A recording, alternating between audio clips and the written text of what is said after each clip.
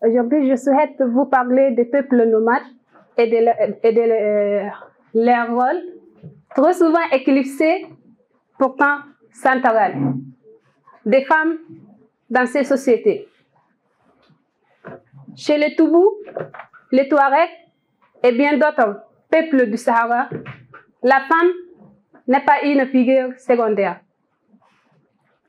Elle est le cœur du campement, la gardienne du foyer, la mémoire du clan.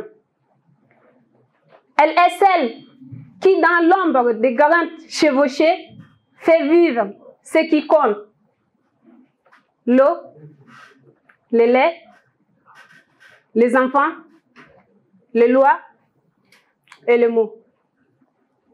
Être nomade ne signifie pas errer sans but. C'est appartenir à un monde en mouvement où chaque geste a sa place, où chaque individu remplit une fonction vitale.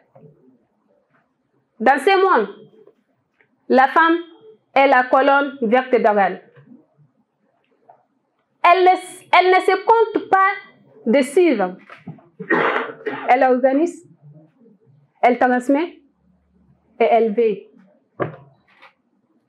Et que dire de la transmission?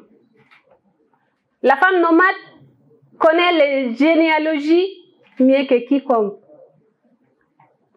Elle détient les chants, les proverbes, les remèdes, les lois orales. Elle est la bibliothèque mobile d'un peuple sans livre. Dans une tente faite de nattes et de cuir, c'est elle qui raconte le monde. Chez les Touaregs, cette dimension est encore plus explicite. Les femmes détiennent le patrimoine, élèvent les enfants dans une culture de liberté et de savoir. Elles sont souvent les conseillères des hommes, les garantes de l'honneur, les détentrices du témis, la sagesse. Aujourd'hui, alors que le nomadisme est fragilisé par les sécheresses, le conflit et les frontières, la femme nomade apparaît comme des actrices majeures de la résilience. Elle incarne la mémoire, mais aussi l'adaptation.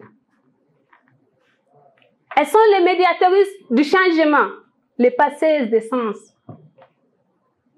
Mesdames et messieurs, en parlant des peuples nomades, souvenez-nous que ce qui compte, ce qui marche, ne sont pas toujours ce qui font.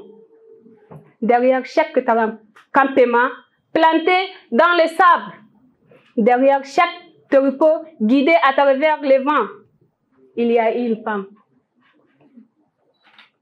Et parfois, elle est seule parce que son époux est parti en transhumance avec le troupeau de chameaux. Et il lui aussi revient de veiller sur la famille, faisant tous les travaux et en attendant de son retour. La femme nomade sont aussi solidaires entre elles. Mesdames et messieurs, je vous remercie.